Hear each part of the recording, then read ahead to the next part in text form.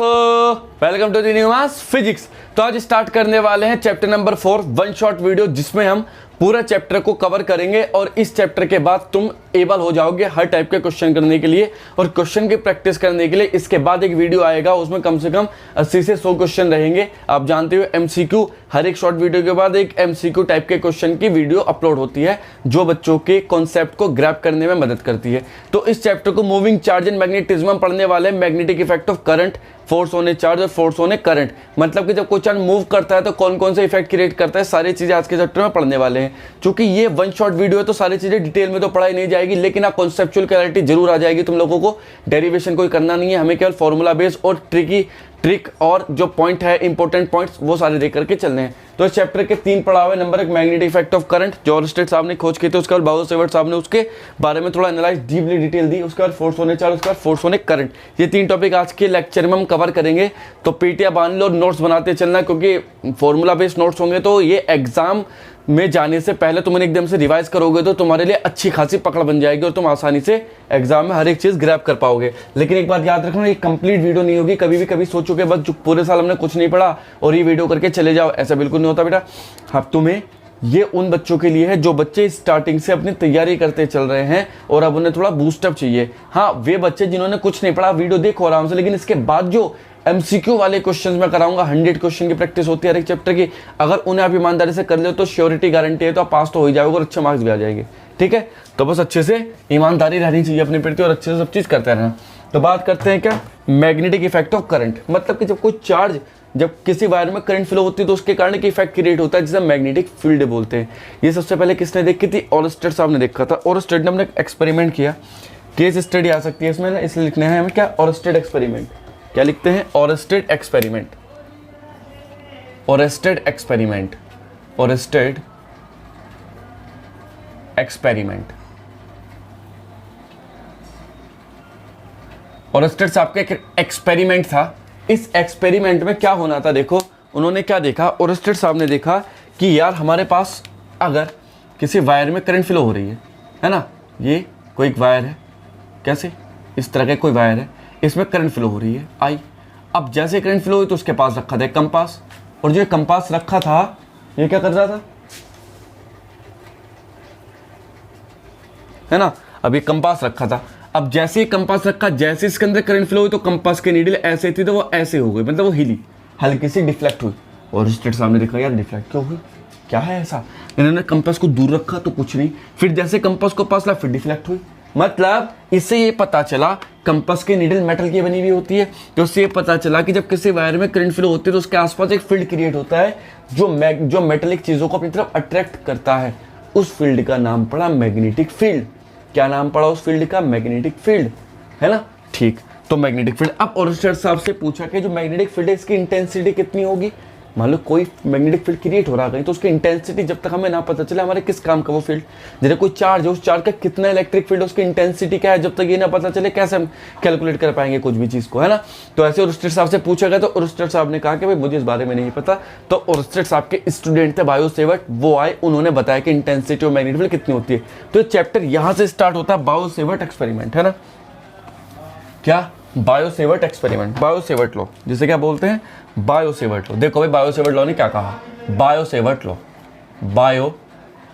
बायोसेवर्ट law, Savart law. तो according to बायोसेवर्ट law उन्होंने क्या किया, एक आर्बिट्री वायर लिया। बायोसेवर्ट साहब ने क्या किया, एक आर्बिट्री वायर ले लिया, इस तरह का एक वायर लिया भाई, ये एक वायर ले लिया।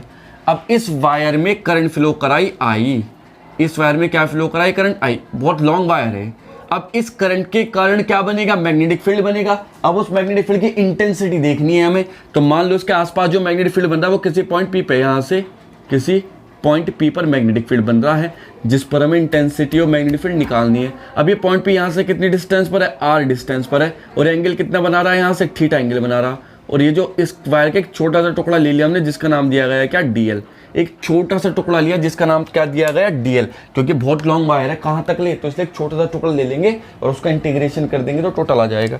तो बायोसेवर्ट साहब कुछ ऑब्जर्वेशन किया, उन्होंने कहा कि intensity of magnetic field is directly proportional to the current.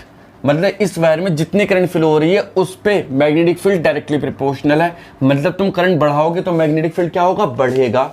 Current बढ़ाओगे तो मैग्नेटिक फील्ड क्या होगा, बढ़ेगा, है ना। मैग्नेटिक फील्ड बढ़ा, ठीक है। करंट बढ़ाने से दूसरी ऑब्जर्वेशन में क्या देखा उन्होंने सेकंड ऑब्जर्वेशन में देखा कि जो करंट है, जो मैग्नेटिक फील्ड है, वो मैग्नेटिक फील्ड है directly proportional to DL, small element of length, है ना, या करंट एलिमेंट बोलते हैं इसे। और थर्ड ऑब्जर्वेशन में देखा उन्होंने जो डीबी है वो directly proportional sine theta, angle के साइन के इक्वल। और फोर्थ ऑब्जर्वेशन में उन्होंने देखा कि जो डीबी आया वो प्रोपोर्शनल आया 1/r² के इनवर्सली प्रोपोर्शनल, ठीक है। ये 4 ऑब्जर्वेशन निकाली। इसके अलावा बहुत सारी ऑब्जर्वेशन और भी की गई होंगी, लेकिन जो मेन रिजल्ट मिले वो यहाँ से मिले होंगे। अब चारों कंबाइन कर दो इक्वेशन को, ऑन कंबाइनिंग। जब कंबाइन किया हमने सब इक्वेशंस को तो क्या मिलेगा, डी बी प्रोपोर्शनल टू क्या हो जाएगा, आई D L sine theta upon r², ये मिला। अब प्रोपोर्शनल का साइन हटाया गया तो एक कांस्टेंट आया डी बी, और वो कांस्टेंट है, चूंकि मैग्नेटिज्म चल रहा है तो मैग्नेटिज्म में जो कांस्टेंट होता है μ0/4π, और इलेक्ट्रोस्टैटिक में जो कांस्टेंट होता है वो होता है 1/4π ε0। तो यहाँ क्या आ जाता है, μ0/4π नाम का एक कांस्टेंट आ जाता है, और बाकी चीजें आई D L sine theta upon r²। ये हमारे पास बायो-सेवर्ट साहब ने अपना माइंड यूज करके इंटेंसिटी ऑफ मैग्नेटिक फील्ड को बताया कि इतनी इंटेंसिटी ऑफ मैग्नेटिक फील्ड होगी किसी भी वायर के अराउंड जब उसके अंदर करंट आई फ्लो हो रही होगी। अब हमें अगर टोटल मैग्नेटिक फील्ड निकालना हो तो टोटल मैग्नेटिक फील्ड निकालने के लिए क्या कर देंगे, इसका इंटीग्रेशन। टोटल मैग्नेटिक फील्ड निकालना है तो इंटीग्रेशन करेंगे तो डीबी का तो हो जाएगा बी, देखो यहाँ, और यहाँ इंटीग्रेशन का साइन लगा देंगे और μ0/4π into I D L sine theta upon r²। तो यहाँ से ऐसे भी लिखा जा सकता है ये, इसमें तो कोई शक वाली बात नहीं है, सब बढ़िया बातें हैं, कोई ऐसी बात नहीं।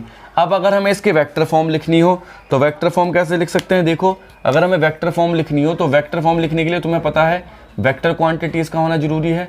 तो यहाँ है वेक्टर क्वांटिटीज, कौन कौन सी, एक तो मैग्नेटिक फील्ड खुद वेक्टर क्वांटिटी है।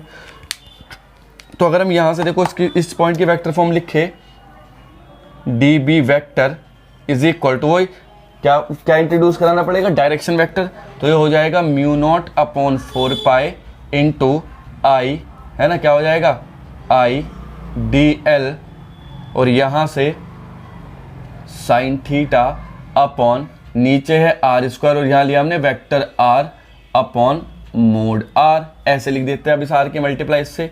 तो D B vector equal to लिखा जाएगा μ0/4π इंटू आई डी एल और sine theta vector r upon r³। और इसे कैसे बंद कर सकते हैं, डी बी इक्वल टू लिख सकते हैं μ0/4π इंटू आई बाहर vector r cross vector D L, और नीचे आ जाएगा r³। यह हमारे पास क्या हो गई, इसकी वेक्टर फॉर्म हो गई। चलो तो यहाँ से हमने ऐसे इसके वेक्टर फॉर्म लिख सकते हैं। कोई दिक्कत यहाँ तक किसी को, वेक्टर आर और वेक्टर डी एल, क्योंकि हमें आर इंट्रोड्यूस कराना पड़ेगा क्योंकि थीटा किस किस के बीच का एंगल है, आर और डी एल के। देखो आर और डी एल के बीच का एंगल है थीटा, ना कि आई का, क्योंकि आई तो एक स्केलर क्वांटिटी है। तो स्केलर क्वांटिटी तो बाहर लिखा वेक्टर, ये तो वेक्टर मल्टीप्लिकेशन है, तो वेक्टर फॉर्म ऐसे कैलकुलेट की जा सकती है। तो यहाँ से बायो-सेवर्ट साहब ने अपना एक लॉ दिया जो बहुत फेमस लॉ बना, और इसकी हेल्प से हम क्या कैलकुलेट कर सकते थे, intensity of magnetic field calculate की जा सकती थी। ठीक है, कोई दिक्कत वाली बात नहीं। अब बात यह है कि जो इंटेंसिटी ऑफ मैग्नेटिक फील्ड है, अब ये वेक्टर क्वांटिटी है। अब अगर ये वेक्टर क्वांटिटी है तो इसकी डायरेक्शन भी कुछ ना कुछ होगी। मैग्नीट्यूड तो ये निकाल ले, यहाँ से वेक्टर फॉर्म है, ये इसका मैग्नीट्यूड है। और अगर हमें इसकी डायरेक्शन निकालनी हो तो कैसे करें, तो डायरेक्शन निकालने के लिए बायो-सेवर्ट साहब से पूछा गया कि बताओ अभी डायरेक्शन कैसे निकालेंगे, तो उन्होंने कहा मुझे नहीं पता। तो फिर उनके स्टूडेंट आए जिनका नाम था मैक्सवेल। तो मैक्सवेल साहब ने अपना एक राइट हैंड थंब रूल दिया, और उन्होंने कहा कि अगर अपनी कर्ल थंब को करंट की डायरेक्शन में रखते हो तो कर्ल फिंगर मैग्नेटिक फील्ड को दिखाएंगी। अगर तुम अपने थंब को करंट की डायरेक्शन में रखते हो तो कर्ल फिंगर क्या दिखाएगी, मैग्नेटिक फील्ड को दिखाएगी। ये बातें हैं। तो यहाँ से डायरेक्शन ऑफ मैग्नेटिक फील्ड की कैलकुलेशन की गई। क्या, direction of magnetic field, direction of magnetic field, magnetic field. तो मैग्नेटिक फील्ड की डायरेक्शन निकाली गई भैया, देखो यहाँ, तो यहाँ क्या लिखा गया, direction of magnetic field, direction of magnetic field, magnetic field, direction of magnetic field, magnetic field can be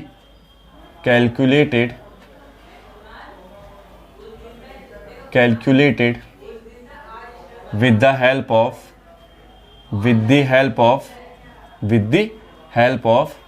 Maxwell's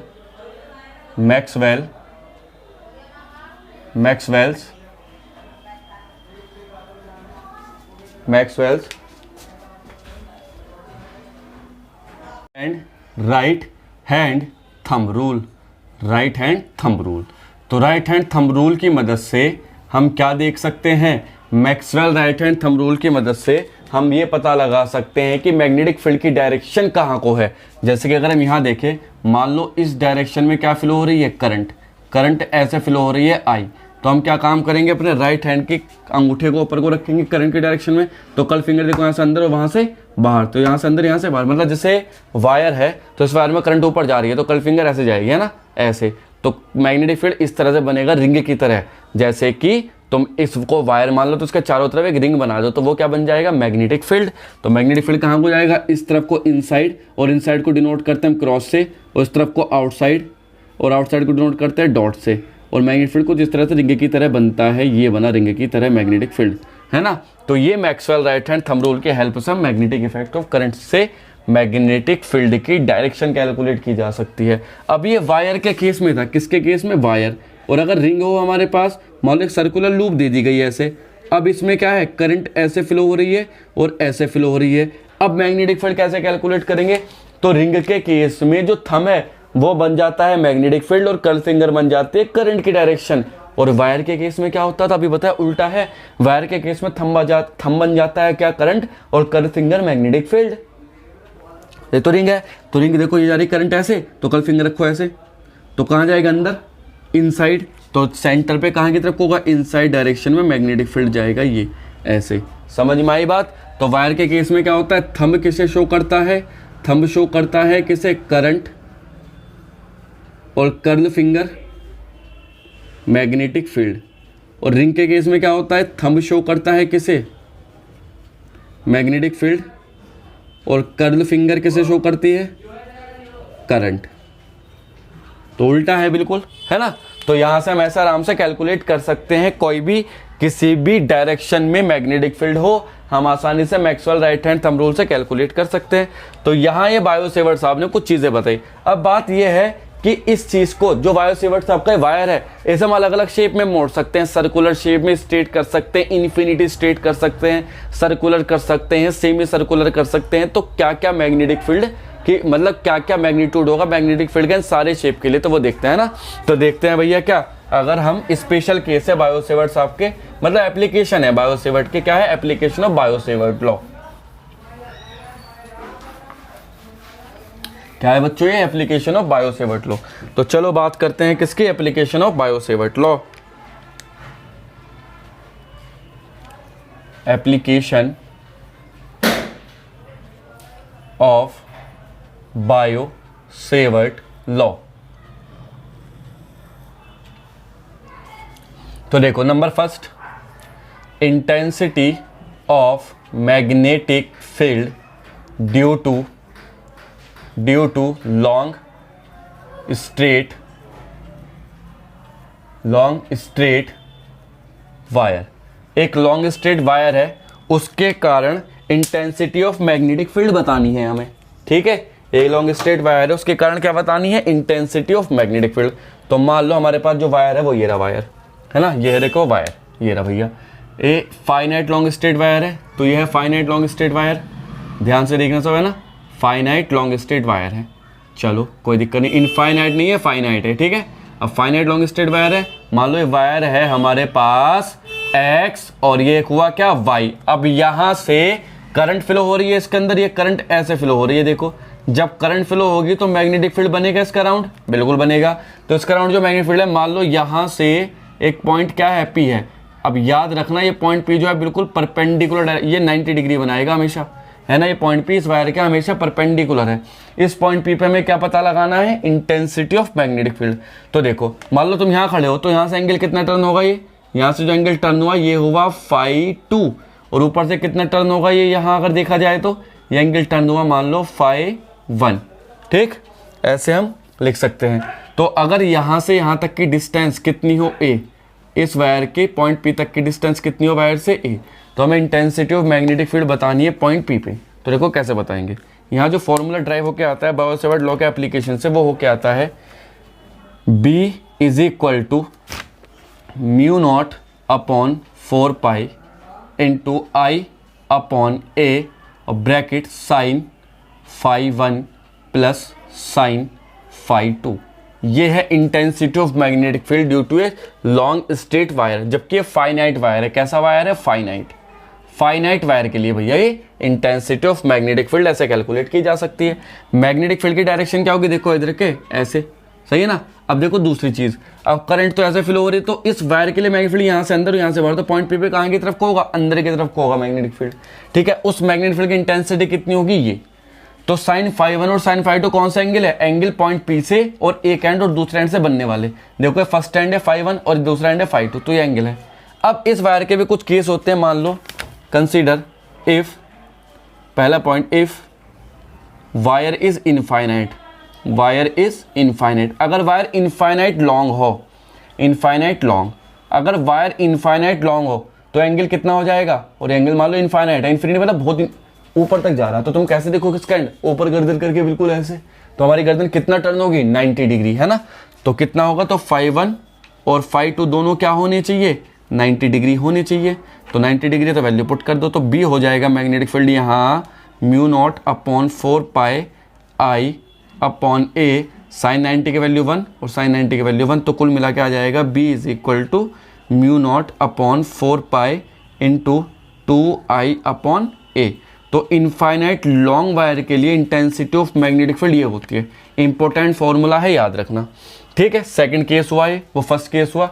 second case क्या है, if one and infinity, one and कहाँ पे हो, इन्फिनिटी पे, एंड सेकंड एंड क्या हो, finite हो। एक एंड इनफाइनाइट और सेकंड एंड फाइनाइट, मान लो ऊपर वाला एंड इनफाइनाइट है तो φ1 कितना हो जाएगा, 90, और दूसरा एंड फाइनाइट है तो φ2 मतलब कितना रहेगा, φ ही रहेगा।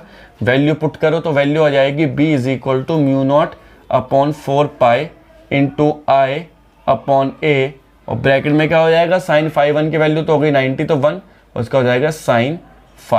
तो ऐसे हम लिख सकते हैं किसके लिए, एक एंड फाइनाइट और दूसरा एंड इनफाइनाइट। अब अगर इस पॉइंट P को यहाँ शिफ्ट कर दिया इसके एक्सिस पे, लिखे क्या, इफ पॉइंट P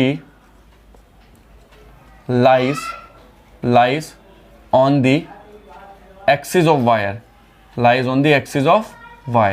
वायर के एक्सिस पे पॉइंट P हो, जैसे कि मान लो ये है वो वायर, और इस वायर के कहाँ पे है पॉइंट P है, एक्सिस पे। एक्सिस का मतलब यहाँ पे है पॉइंट P, तो यहाँ से एंगल कितने कितने बनेंगे, यहाँ से दोनों एंगल 0 0 बनेंगे, है ना। तो कोई है ही नहीं ना, अरे पॉइंट P पे तो है ही नहीं, यहाँ सीधा जा रहा है ऐसे, तो कितने एंगल बनेंगे, जो φ1 और φ2 होगा क्या, तो φ1 और φ2 जो होगा वो क्या होगा, 0। तो मैग्नेटिक फील्ड क्या हो जाएगा, 0। तो इस केस में मैग्नेटिक फील्ड क्या बनेगा, 0 बनेगा भाई। तो ये स्पेशल केस है किसके, बायो-सेवर्ट के एप्लीकेशन के, जो कि लॉन्ग स्ट्रेट वायर के लिए था। बस समझ में आई बात। अब देखो यहाँ एक चीज़ बार बार आ रही है, इसे हम यहाँ बात समझ लेते हैं, है ना। एक चीज़ बार बार आ रही है जिसे अगर मैं नोट करके लिखूँ नोट, तो एक चीज़ बार बार आ रही है जिसका नाम है क्या, म्यू नॉट अपॉन 4 तो एक कांस्टेंट होता है और उसकी वैल्यू होती है 10⁻⁻⁷। जैसे 1/4 एप्सिलॉन नॉट होता था और उसकी वैल्यू क्या होती थी, 10⁻, क्या होती थी, 9 × 10⁹, तो इसकी वैल्यू होती है म्यू नॉट अपॉन 4 10⁻⁷। मतलब अगर हम इसे देखो यहाँ कंपेयर करें कांस्टेंट की इलेक्ट्रोस्टैटिक्स और मैग्नेटिज्म से, तो देखो यहाँ एक टेबल बनाता हूँ मैं छोटी सी, अगर तुम्हारे लिए आसानी होगी जिससे बता दूँ, चैप्टर नंबर 1 के और 2 की दोनों चीज़ें यहाँ तुम्हें समझ में आ जाएगा। देखो यहाँ अगर मैं टेबल बनाऊँ तो ये किसकी बात है, इलेक्ट्रोस्टैटिक, और ये किसकी बात है, मैग्नेटिज्म। तो देखो यहाँ जो चीज़ें हैं, यहाँ तरह कांस्टेंट 1/4 एप्सिलॉन नॉट इसकी वैल्यू होती थी 9 × 10⁻⁹। यहाँ आता है कांस्टेंट μ0/4π, इसकी वैल्यू होती है 10⁻⁻⁷। यहाँ आता था एप्सिलॉन नॉट, इसे बोलते थे क्या, परमिटिविटी, और यहाँ आता है μ0, इसे बोलते हैं क्या, परमिएबिलिटी। ठीक है। यहाँ एप्सिलॉन नॉट की वैल्यू होती थी क्या, 8.85 × 10⁻⁻12। यहाँ μ0 की वैल्यू होती है 4π × 10⁻⁷ टेस्ला/मीटर/एम्पियर, और ये क्या होती है, कूलम स्क्वायर पर न्यूटन मीटर स्क्वायर। ठीक है बातें। तो ये क्वेश्चन है, परमिटिविटी क्या होती है, पर मीडियम को ही बताती थी, और यहाँ मैग्नेटिक फील्ड वाली मीडियम को मैग्नेटिक एनर्जी टाइप की, है ना, बिहेव करती है ये, तो यहाँ मैग्नेटिक फील्ड टाइप को बताती है। तो यहाँ तक तो चीज़ें हमें पता है सारी, इसमें कोई शक वाली बात नहीं है। ये किसके लिए देखा हमने, लॉन्ग स्ट्रेट वायर के लिए देखा है हमने। चलो अगर हम बात करें किसकी, दूसरे रिंग के केस में, यार ऐसा है, लाइटिंग बहुत जरूरी है।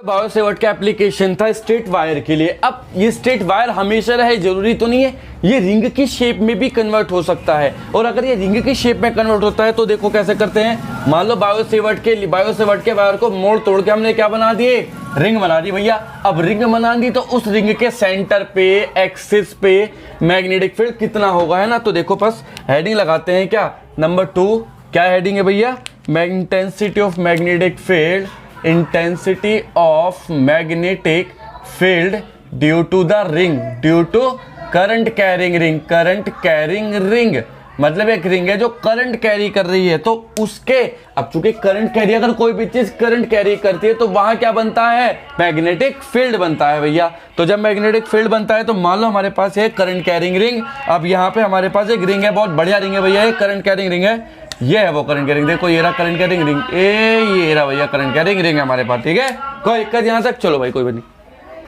तो ये हमारे पास एक रिंग है, अब ये सर्कुलर रिंग है, अब इस रिंग में करंट फ्लो हो रही है, क्या फ्लो हो रही है भैया, करंट। तो देखो भैया जब करंट फ्लो होगी तो इसका क्या बनेगा, मैग्नेटिक फील्ड भी बनेगा।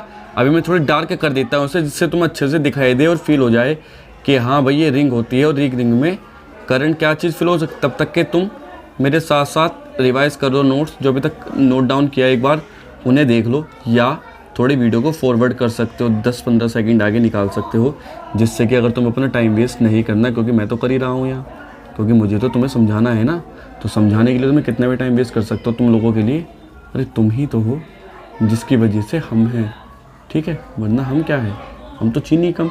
देखो भाई ये रिंग है, अब इस रिंग में मान लो करंट फ्लो हो रही है इस डायरेक्शन में ऐसे यहाँ, और इस डायरेक्शन में ऐसे यहाँ, और इसके सेंटर पे ओ पे हमें मैग्नेटिक फील्ड निकालना है। तो पहले Maxwell right hand thumb rule से देखते हैं मैग्नेटिक फील्ड है किस डायरेक्शन में, इनसाइड या आउटसाइड। तो देखो कल फिंगर करंट के डायरेक्शन में जा रही है ना, करंट ऐसे, तो कल फिंगर करंट के डायरेक्शन में, तो अंगूठा कहाँ जाएगा, अंगूठा बिल्कुल परपेंडिकुलर बाहर की तरफ को निकला रहना चाहिए। तो ऐसे देखो ये कल फिंगर ऐसे, तो अंगूठा कहाँ जा रहा है, अंदर अंदर, मतलब यहाँ मैग्नेटिक फील्ड जो होगा वो क्या होगा, इनसाइड डायरेक्शन में मैग्नेटिक फील्ड होगा भैया, ये रहा इनसाइड डायरेक्शन में। अब हमें मैग्नेटिक फील्ड निकालना है इसके, है ना, कितना होगा, तो यहाँ से यहाँ तक मान लो हमने इसे मैच करा दिया, ज्वाइन कर दिया, उसका है रेडियस ए। अब रेडियस ए हो गई, करंट कितनी है भैया यहाँ आई, तो लगाओ अकॉर्डिंग टू बायोसेवर्ट लॉ, तो यहाँ से जो निकल के आएगा फॉर्मूला वो आएगा B = μ0I/2a। तो ये फॉर्मूला आया मैग्नेटिक फील्ड का at the centre of ring, किस पे आया है, एट द सेंटर, ये सेंटर पे आया है रिंग के, ठीक है। अब रिंग के सेंटर पे मैग्नेटिक फील्ड है μ0I/2a, मतलब यहाँ से कंक्लूजन देखो, B ∝ I, मतलब I बढ़ाएंगे तो मैग्नेटिक फील्ड बढ़ जाएगा। दूसरा conclusion B inversely proportional 1/a, A है रेडियस, रेडियस इंक्रीज करेंगे तो मैग्नेटिक फील्ड घट जाएगा। ठीक, कोई दिक्कत, ये चीजें थी। अब ये रिंग हमेशा सर्कुलर हो, ये जरूरी थोड़ी है, ये सेमी सर्कुलर हो सकती है, क्वार्टर सर्किल हो सकती है, एक सेक्टर हो सकता है सर्किल का। तो स्पेशल केस देखते हैं यहाँ, स्पेशल केस। तो मान लो पहला फॉर सेमी सर्कुलर रिंग, अगर रिंग कैसी है, सेमी सर्कुलर, मान लो ये है भाई रिंग, वो सेमी सर्कुलर रिंग है, ऐसे ए यहाँ से ऐसे बना दी हमने रिंग ये, ठीक है, ये रिंग हमने ऐसे बना दी यहाँ, और यहाँ रुक जाओ एक मिनट, मैं रिंग बनाता हूँ, ये बना दिया हमने रिंग ऐसे, ठीक है, ये सेंटर हुआ इसका, और यहाँ से ये हमने क्या कर दिया, पूरा का पूरा क्या कर दिया सिस्टम, सेमी सर्कल कर दिया ऐसे। अब सेमी सर्कुलर रिंग बना दी है, देखो यहाँ इसकी रेडियस मान लो कितनी है a, और यहाँ से करंट फ्लो हो रही है ऐसे अभी भी कितनी I, तो भी सीधी सी बात है। अब इस रिंग के कारण मैग्नेटिक फील्ड जो होगा वो देखो, रिंग आधी तो मैग्नेटिक फील्ड आधा, रिंग आधी तो मैग्नेटिक फील्ड भी क्या होगा आधा, तो B इज इक्वल टू हो जाएगा म्यू नॉट I अपॉन 2 तो ऑलरेडी है और 2 2 ज़ा 4, तो 4A हो जाएगा। मतलब हमने इसे भी क्या कर दिया, हाफ कर दिया। कोई दिक्कत यहाँ तक? आई होप कोई दिक्कत नहीं होनी चाहिए यहाँ तक। तो यहाँ तक समझ में आया कि कैसे रिंग के केस में हम मैग्नेटिक फील्ड कैलकुलेट कर सकते हैं इजीली। यहाँ तक तो कोई दिक्कत वाली बात है नहीं आई थिंक। चलो बढ़िया है। अब बात करते हैं अगर ये रिंग क्वार्टर हो जाए तो क्वार्टर हो जाएगी तो कौन सा हिस्सा बन जाएगा सर्किल का, 1/4 हिस्सा बन जाएगा। मान लो क्वार्टर रिंग है, ये कौन सी रिंग है, सेमी सर्कुलर। बात करते हैं किसकी, क्वार्टर रिंग, क्वार्टर रिंग। अगर रिंग कैसी है भैया, क्वार्टर रिंग है मान लो, है ना, क्वार्टर रिंग है ये रिंग। क्वार्टर रिंग कैसी होती है, देखो ये ऐसी होती है क्वार्टर रिंग। ये बनाया हमने यहाँ, ये बनाया हमने यहाँ इस तरह से, और यहाँ से हमने इसे ऐसे कर दिया, बिल्कुल सर्कुलर गोल बना दिया। तो ये रिंग कैसी हो गई, क्वार्टर रिंग हो गई हमारे पास। अब अगर ये क्वार्टर रिंग है ना, तो इसके कारण इंटेंसिटी ऑफ मैग्नेटिक फील्ड जो होगी वो हो जाएगी, अगर ये करंट I हो, उसके सेंटर O हो, रेडियस कितनी हो A हो, तो जो मैग्नेटिक फील्ड हो जाएगा ना इसके कारण वो हो जाएगा magnetic field B is equal to mu naught I upon ये कितना है 2 और 1/4 हिस्सा है तो 4 2 ज़ा 8, 8A बन जाएगी। अब ऐसे कितनी शेप बना सकते हैं हम। मान लो कोई सेक्टर दे दिया सर्किल का, तो कैसे करें। मान लो कोई सर्किल का सेक्टर, तो एक यूनिवर्सल फॉर्मूला बताता हूँ मैं इसमें, for A sector of circle. किसकी बात करें, for sector of circle, sector of circle, sector of circle. अगर सर्किल या रिंग के सेक्टर की बात हो तो देखो, मान लो कोई सेक्टर दे दिया हमें, सेक्टर मतलब जैसे कि ये किस एंगल थीटा पे आर्बिटरी, ये ऐसे, ये ऐसे, ये ऐसे। अब ये ना तो क्वार्टर सर्किल है ना सेमी सर्किल है, ये तो ये तो एक टुकड़ा है, पिज्ज़ा का टुकड़ा है ना। पिज्ज़ा के टुकड़े को सेक्टर बोलते हैं, पिज्ज़ा एक सर्कल है उसके टुकड़े को सेक्टर बोलते हैं। अब अगर ये एंगल किसी थीटा पे काटा गया हो, किसी एंगल थीटा पे काटा गया, उसका सेंटर O हो, रेडियस कितनी हो उसकी A हो, तो यहाँ से जो यूनिवर्सल फॉर्मूला निकल के आएगा वो किसी भी प्रकार के रिंग के लिए वैलिड होगा। तो वो बन के आ जाएगा B is equal to mu naught I upon 2A into theta upon 2 pi. कितना आया, थीटा अपॉन 2 पाई। अब ये देखो यूनिवर्सल फॉर्मूला है, तुम थीटा की वैल्यू बदलते चलो, हर एक रिंग के लिए मैग्नेटिक फील्ड आ जाएगा। कैसा आ जाएगा हर एक रिंग के लिए मैग्नेटिक फील्ड, देखो जरा यहाँ बात एक। अब मान लो मुझे फुल रिंग के लिए चाहिए, फुल रिंग का एंगल कितना, ये कितना एंगल टर्न होते हैं, पूरी रिंग कितना एंगल है 360, 360 मतलब 2 पाई, तो थीटा के देंगे 2 पाई रखो, तो 2 पाई अपॉन 2 पाई क्या हो जाएगा 0, मतलब कट कटा के यहाँ 1, तो क्या है म्यू नॉट I अपॉन 2 है। देखो फुल रिंग के लिए म्यू नॉट I अपॉन 2 होता है। सेमी सर्कल, ये सेमी सर्कल रिंग है, एंगल कितना हो जाएगा इसका, ये एंगल होता है कितना, यहाँ से यहाँ तक का 180 डिग्री, तो थीटा की वैल्यू 180 डिग्री मतलब पाई रखो। जब पाई रखोगे तो पाई से पाई कटा 2 2 2 4, तो देखो यार म्यू नॉट 4 है ना। ये यूनिवर्सल फॉर्मूला है, मतलब ये फॉर्मूला फेल नहीं हो सकता कहीं भी। तुम्हें ये फॉर्मूले भी याद नहीं है ना, अगर ये फॉर्मूला याद है तो कोई सी भी रिंग के लिए पूछे तुम लगा सकते हो। अब बात करते हैं magnetic field due to a current carrying, ये किसके लिए था, एट द सेंटर। अब अगर एक्सिस पे बात करें, at the axis of ring, ring के एक्सिस पे कितना होगा, एक्सिस ऑफ रिंग। अगर हमें मैग्नेटिक फील्ड रिंग के एक्सिस पे निकालना है, एक्सिस मतलब मान लो हमारे पास एक रिंग है और रिंग, अब देखो ये वाली रिंग सारी ऐसे रखी, मान लो मेरा हाथ रिंग है तो ऐसे रखी रिंग है। अब एक्सिस का मतलब हमें रिंग को ऐसे करना पड़ेगा, तो इसके पॉइंट यहाँ मेरे मार्कर है, मान लो कोई रिंग का एक्सिस है और यहाँ से हमने एक पॉइंट खींचा P, इस पॉइंट P पे हमें क्या फाइंड करना है, मैग्नेटिक फील्ड। तो देखो कैसे रख सकते हैं हम यहाँ, तो हम कर सकते हैं, हमें रिंग बनानी है, ये रही वो रिंग, ये रही वो रिंग,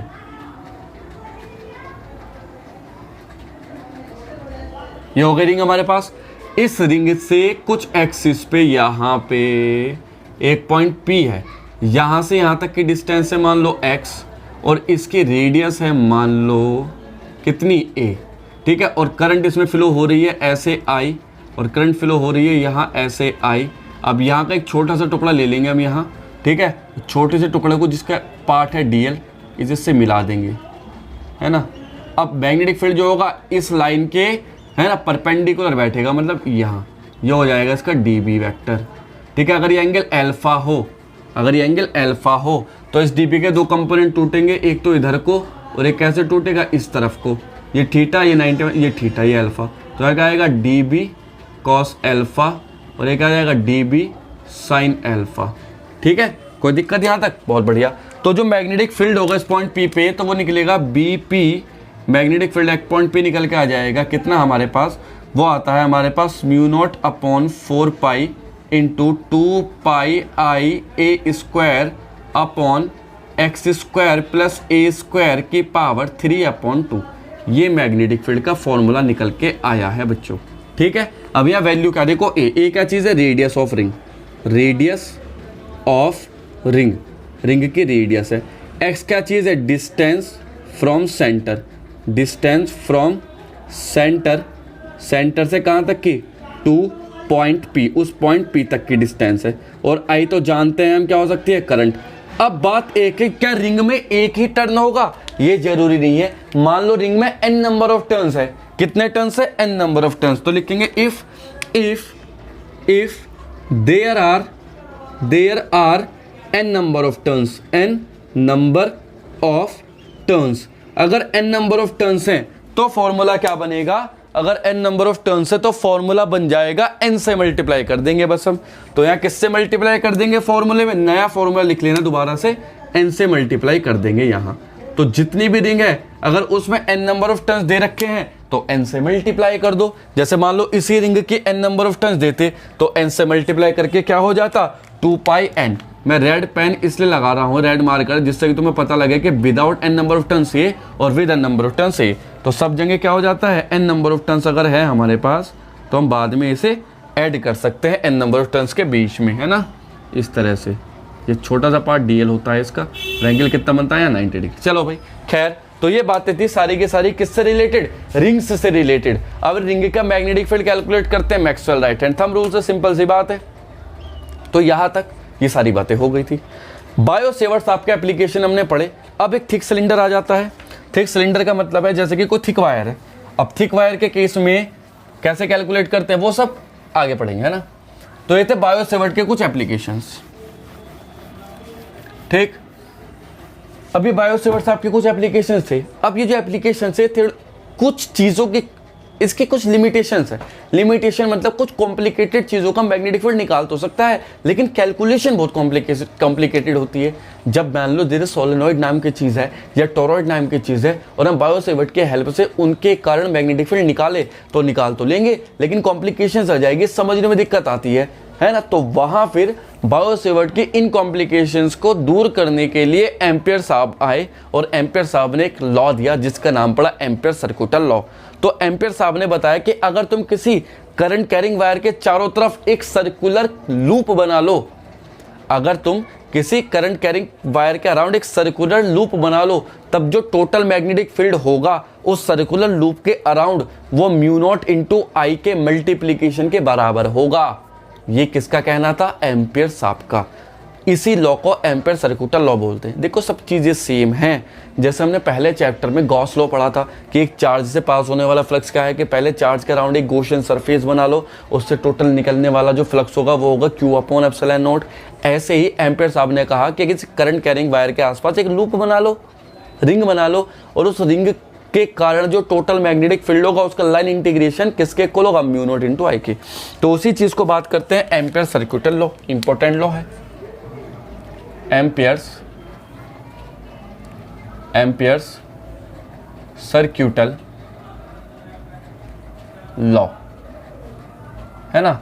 ये एम्पियर सर्कुलर लॉ होता है। चलो भाई अब इसे देखते हैं। भाई एम्पियर सर्कुलर लॉ है। चलो तो एम्पियर सर्कुलर लॉ ने क्या कहा, ये कहता है कि अगर मान लो हमारे पास कोई एक स्ट्रेट वायर है, ऐसा एक क्या है हमारे पास, एक स्ट्रेट वायर है। मान लो ये एक स्ट्रेट वायर है हमारे पास, ये इस तरह का एक इनफाइनाइट लॉन्ग स्ट्रेट वायर है, यहाँ पे ये है ना, इनफाइनाइट लॉन्ग स्ट्रेट वायर है, और हमें इसके कारण क्या निकालना है, करंट फ्लो हो रही है। तो इसके आसपास मैग्नेटिक फील्ड कैसे बनेगा, रिंग की शेप है, तो इसके आसपास एक क्या बना लो, रिंग बना लो भैया। अगर हम इसके आसपास एक रिंग बना लेते हैं,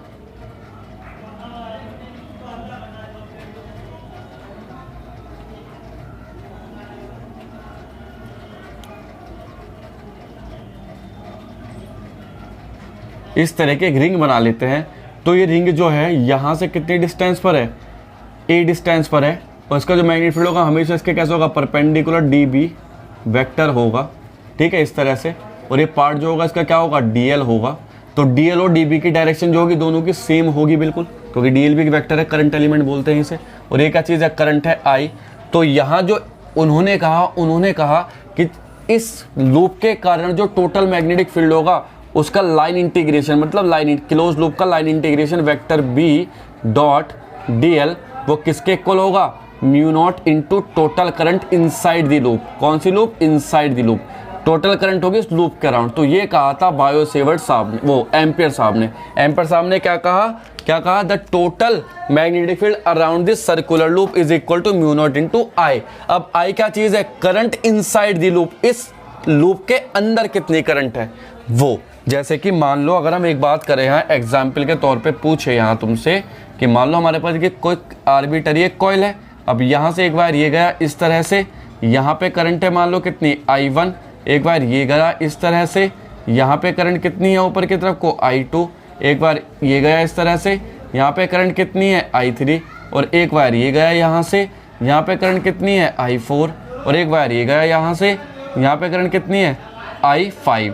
तो अगर हमें निकालना हो क्या, टोटल मैग्नेटिक फील्ड इन सारी करंट की वजह से, देखो कितना इंटरेस्टिंग। अगर बायो सेवर्ट या लगाएंगे तो कैसे लगाएंगे, एक वायर के कारण ही तो मैग्नेटिक फील्ड निकालते हैं बायो सेवर्ट के हिसाब से। लेकिन है कितनी भी करंट हो तो उन्होंने बताया, ऐसे लिख सकते हैं phi vector b dot dl is equal to क्या लिखा जा सकता है, mu not into inside loop के अंदर वाली करंट, टोटल करंट। टोटल कितनी है, I1 प्लस I2 और प्लस I3। ये ऐसे, ये है भैया हमारे पास मीन, ये एम्पियर सर्कुलर लॉ का स्टेटमेंट है, ठीक है, कोई दिक्कत। अब इसके कुछ एप्लीकेशन होंगे, तो एप्लीकेशन की बात करते हैं, application of Ampere circular law. किसकी बात करते हैं, application of Ampere circular law, application of ACL Ampere circular law. तो पहला एप्लीकेशन क्या है, magnetic field due to solenoid, और दूसरा एप्लीकेशन क्या है, magnetic field due to toroid. क्योंकि सोलेनॉइड और टोरॉइड एम्पियर सर्कुलर लॉ की हेल्प से बहुत इजी बन जाते हैं निकालने। डिटेल में वीडियो देखनी है, आई बटन है ऊपर, उस पर क्लिक कर सकते हो, कर दीजिए, और वहां पे पूरी डिटेल वीडियो आ जाएगी, कैसे कैसे अप्लाई करते हैं। डिटेल वीडियो देखने के लिए टाइम नहीं है हमारे पास, क्योंकि टर्म 1 एग्जाम आ रहे हैं पास में, है ना। डिटेल वीडियो नेक्स्ट सेशन वाले देख सकते हैं जिन्हें देखनी है, कोई दिक्कत वाली बात नहीं। तो यहाँ बात करें हम, यहाँ चलो, है ना। तो देखो भाई, तो किसकी बात करते हैं, intensity of magnetic field due to solenoid, intensity of magnetic field due to solenoid, देखो भैया सोलेनॉइड क्या होता है, एक कंडक्टिंग वायर होता है जो सिलिंड्रिकल बेस पे बाउंड होता है, और सिलिंड्रिकल बेस जो नॉन कंडक्टिंग होना चाहिए, इस तरह का मतलब ये है भाई सोलेनॉइड। ये हमारे पास क्या चीज़ है, सोलेनॉइड है, ठीक है। अब या तो नॉन कंडक्टिंग बेस पे लिपटा हुआ हो ये, या किस पे लिपटा, या ऐसे ही हो सिंपल वैक्यूम में, या एयर हो बीच में, कुछ भी हो, लेकिन ये किसी कंडक्टिंग बेस पे ना लिपटा हो। क्योंकि अगर एक कंडक्टिंग बेस पे हमने वायर लपेट दिया तो क्या बन जाता है, पता है तुम्हें नहीं, अच्छा कमेंट सेक्शन में बताओ क्या बन जाता है। पॉज करो वीडियो थोड़ी देर, सोचो क्या बन जाता है, क्या लगता है तुम्हें क्या बनेगा अगर कंडक्टिंग बेस पे लपेट दिया तो इसे, तो ये बन जाएगा इलेक्ट्रोमैग्नेट, है ना। क्या बन जाता है ये, इलेक्ट्रोमैग्नेट। और इलेक्ट्रोमैग्नेट का यूजेस तुम्हें पता है कितना होता है, बुलेट ट्रेन जो चल रही है ना, ये इलेक्ट्रोमैग्नेट की बदौलत ही चल पाती है ना। अगर इलेक्ट्रोमैग्नेट की खोज ना हुई होती या बनाना ना आया होता हम पे इलेक्ट्रोमैग्नेट नाम की चीज़, तो हम बुलेट ट्रेन कैसे बना पाते, नहीं बन पाती ना बुलेट ट्रेन। तो इसलिए ही है बस सारी चीज़ें।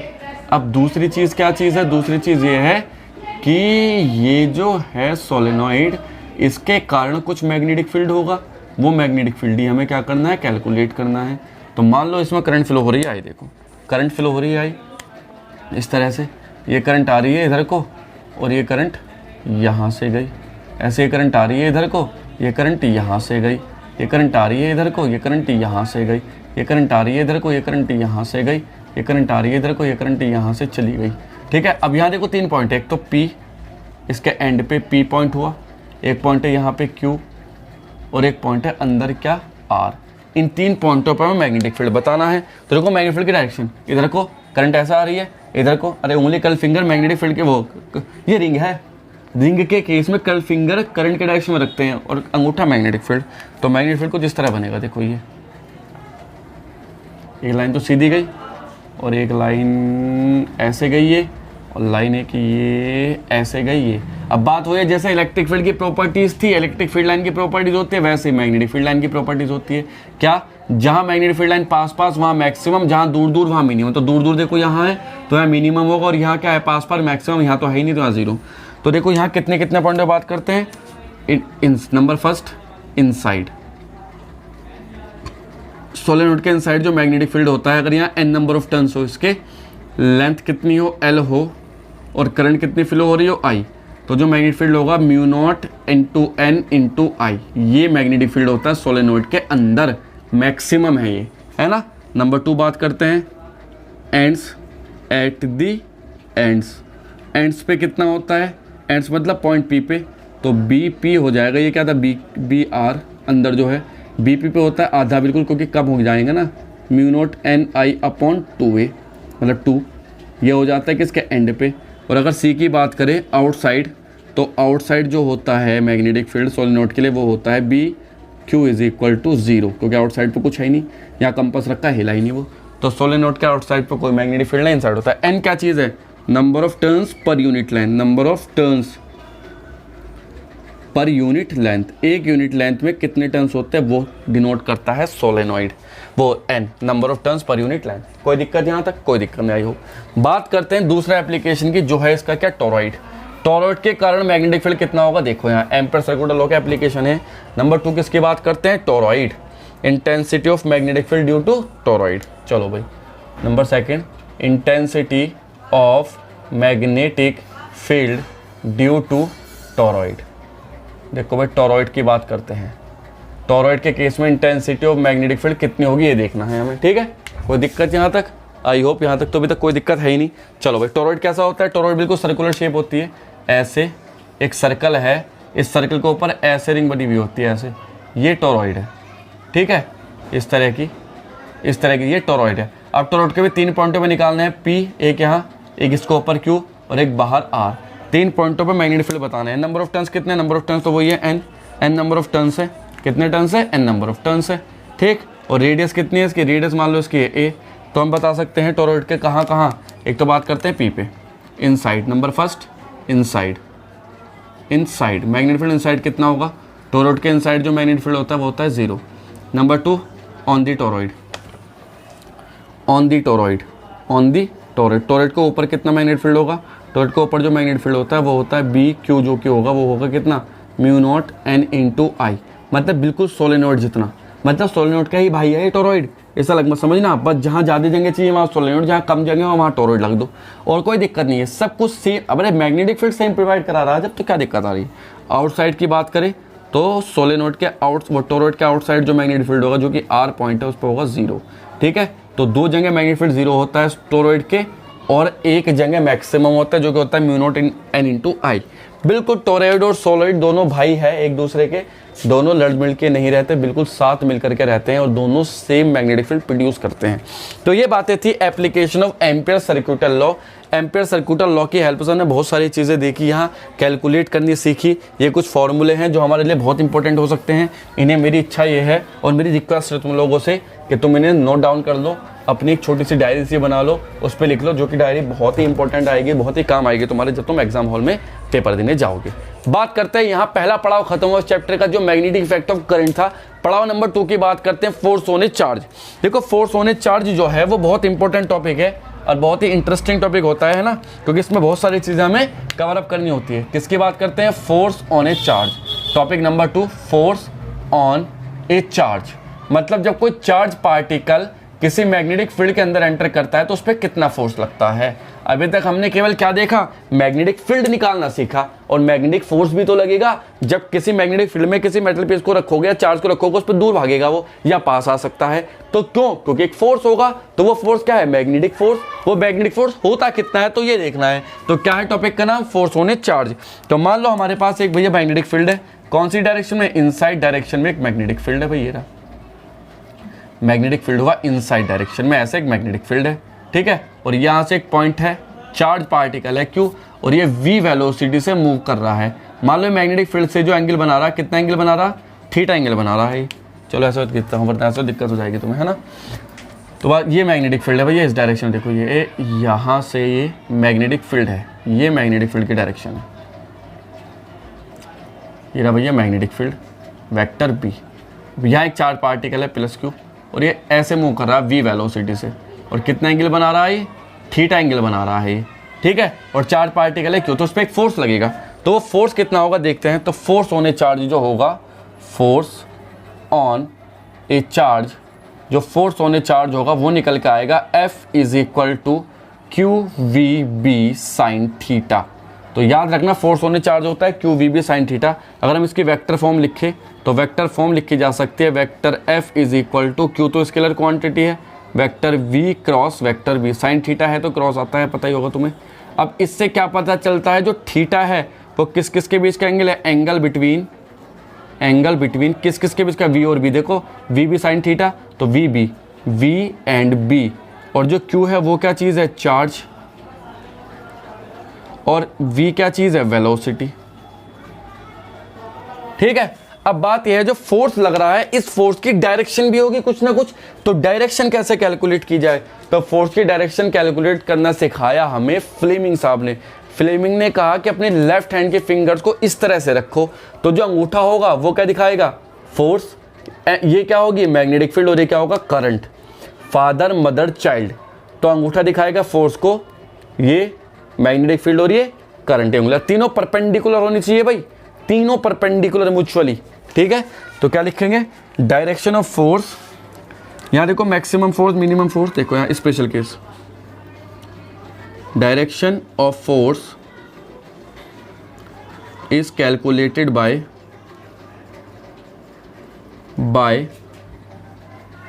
Fleming's left hand rule. Maximum force कब अचीव होगा, जब थीटा इक्वल टू 90 हो। तो F की वैल्यू हो जाएगी मैक्सिमम के केस में QVB साइन 90, क्योंकि क्या होता है, 1 होता है, ठीक है। तो मैक्सिमम फोर्स हम यहाँ से ऐसे कैलकुलेट कर सकते हैं, कोई इसमें दिक्कत वाली बात नहीं आई हो। ऐसे ही मिनिमम फोर्स की बात की जाए, मिनिमम फोर्स, तो मिनिमम फोर्स के लिए क्या होगा, थीटा इक्वल टू 0, तो F मिनिमम कितना हो जाएगा, यहाँ 0 हो जाएगा F मिनिमम। अब डायरेक्शन कैसे कैलकुलेट करते हैं, फ्लेमिंग लेफ्ट हैंड रूल से। जैसे कि मान लो हमारा हैंड है, और ये थंब है, और ये उंगली है, और एक उंगली ये है ना, ये इस तरह से हमारा हाथ है। तो ये कैसे ऐसा करता है, डायरेक्शन ऑफ करंट, ये वाली फिंगर है ना, मिडिल फिंगर, और ये क्या है, डायरेक्शन ऑफ मैग्नेटिक फील्ड, और ये क्या है, फोर्स, ये क्या चीज़ है, फोर्स, ठीक है। फादर मदर चाइल्ड, ठीक। तो देखो ये ऐसे रखा है, तो ये है हमारा फ्लेमिंग लेफ्ट हैंड रूल। तो यहाँ से हम फोर्स की डायरेक्शन कैलकुलेट कर सकते हैं, फोर्स की वैल्यू कैलकुलेट कर सकते हैं QVB। अब यहाँ बताओ फोर्स की वैल्यू कितनी होगी, देखो इस तरह से हमने अपनी फिंगर्स को रखो, है ना। मैग्नेटिक फील्ड कहाँ को है, मैग्नेटिक फील्ड है ऊपर को ये रहा, और ये कहाँ को, इधर को। तो ऐसे ये तो होगा नहीं क्योंकि परपेंडिकुलर, चलो वो देख लें यहाँ पे। तो ठीक है भाई, यहाँ तक बात है। अब अगर इस चार्ज पार्टिकल को किसी मैग्नेटिक फील्ड के अंदर एंटर कराया जाए, तो 3 चीज़ें पता लगाने, एक तो चार्ज पार्टिकल का पाथ, एक कितनी देर तक अंदर रहा, और एक रेडियस। क्योंकि चार्ज पार्टिकल को परपेंडिकुलरली एंटर कराते हैं तो सर्कुलर मोशन करता है, और चार्ज पार्टिकल को किस एंगल थीटा पे एंटर कराते हैं तो हेलिकल मोशन करता है। तो बात करते हैं, देखो क्या इंपॉर्टेंट चीज़ है ये समझ लेते हैं ना। Motion of charge particle in magnetic field, क्या चीज़ है, motion of charge particle in magnetic field. चलो भैया बात करते हैं यहाँ इंपॉर्टेंट टॉपिक इसका, motion of charge particle charge particle in uniform magnetic field, in uniform magnetic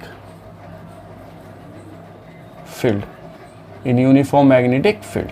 चलो भाई, तो मान लो number first condition, when charge particle enters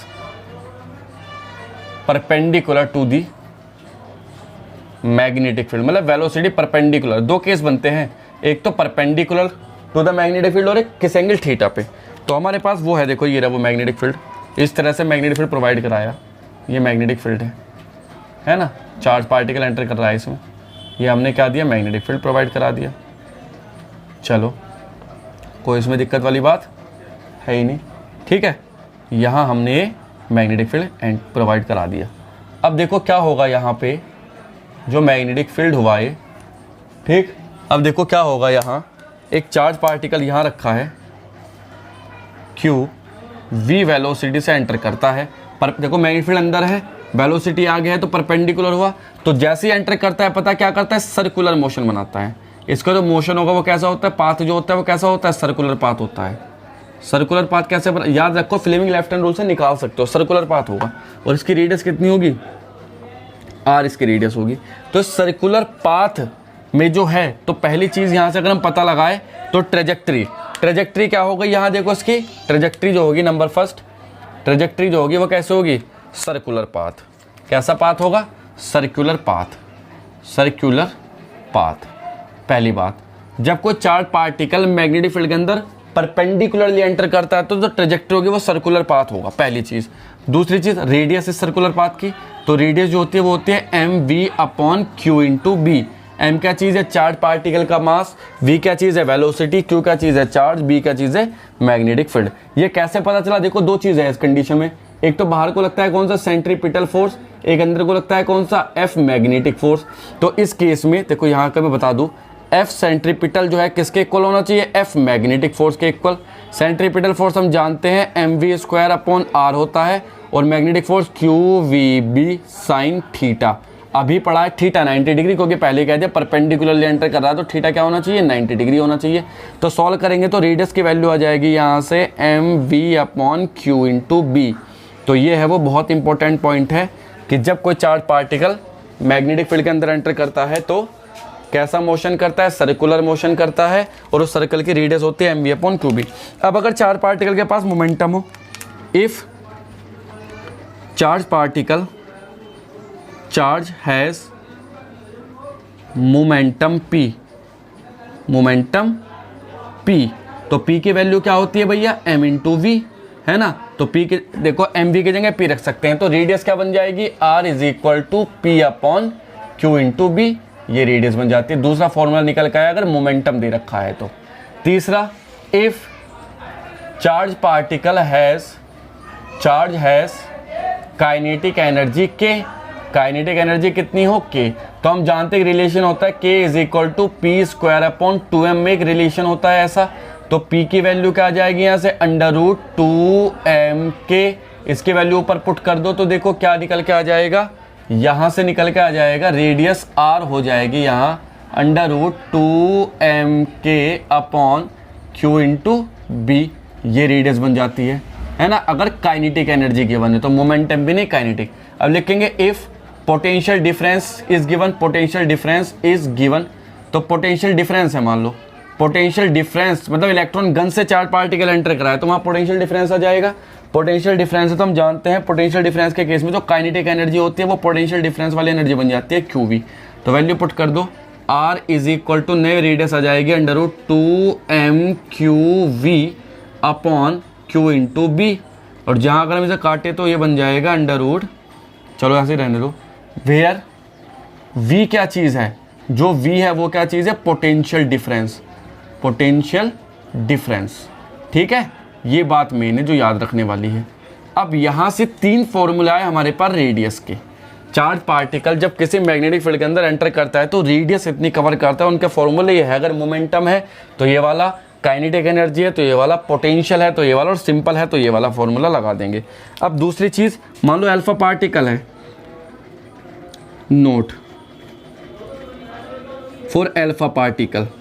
alpha particle, अगर अल्फा पार्टिकल दे रखा है क्वेश्चन में, तो अल्फा पार्टिकल का मास जो होता है वो कितना होता है, 4 times of mass of proton.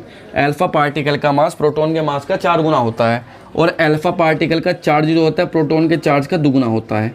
ठीक है, ये डाटा याद रखना जिससे कि तुम्हें याद रहे अगर क्वेश्चन में आ जाए। अब charge particle, time period of charge particle, time period of charge particle. Charge particle का टाइम पीरियड कितना होगा, देखो जरा यहाँ, जो टाइम पीरियड होता है इसका वो हो जाएगा कितना, 2πr/qb। अभी एक यार वेलोसिटी क्या, देखो टाइम पीरियड कैसे निकालते हैं, टाइम होता है क्या, distance upon velocity, distance upon velocity. ठीक, अब डिस्टेंस कितनी है, 2πr, वेलोसिटी है v, 2πr की वैल्यू क्या है यहाँ से, mv/q इंटू बी, और इन नीचे क्या चल रहा, q इंटू बी, और नीचे भी v से v काट दो तो क्या बचा, 2πm/q इंटू बी। तो टाइम पीरियड जो होगा चार्ज पार्टिकल का वो ये होगा, मतलब चार्ज पार्टिकल इतनी देर तक मैग्नेटिक फील्ड के अंदर रहेगा। कोई दिक्कत यहाँ, अगर हमें फ्रीक्वेंसी निकालनी हो यहीं पे, फ्रीक्वेंसी क्या हो जाती है, फ्रीक्वेंसी होती है f is equal to 1/t। तो f इज इक्वल टू ऊपर हो जाएगा qb और नीचे आ जाएगा 2πm, ये हो जाएगी फ्रीक्वेंसी। ठीक है, और अगर हमें निकालनी हो एंगुलर फ्रीक्वेंसी, तो एंगुलर फ्रीक्वेंसी क्या हो जाती है, देखो यहाँ एंगुलर फ्रीक्वेंसी होती है ओमेगा, और ये हो जाएगी qb/m, क्योंकि 2π काट दो, 2π/t होता है ना वो, 2π/t, ठीक है ना। तो ये बन जाएगा हमारे पास qb/m एंगुलर। तो ये सारी चीज़ें थी जब कोई charge particle perpendicularly magnetic field के अंदर क्या करता हो, एंटर। अब अगर हम बात करें चार्ज पार्टिकल कैसे एंटर कर रहा हो, अगर चार्ज पार्टिकल मैग्नेटिक फील्ड के अंदर किस एंगल थीटा पे एंटर कर रहा हो, तो देखो क्या बात है ना, तो लिखेंगे charge particle enters magnetic field at an angle theta. चलो भाई, जब वो थीटा पे एंटर करता हो तो क्या होगा, देखो भैया नंबर 2 केस है इसका, number 2 case at an angle theta, at an angle theta. अब थीटा पे एंटर कर रहा है चार्ज पार्टिकल, ठीक है, फिर से मैग्नेटिक फील्ड बनाओ भैया, ये रहा,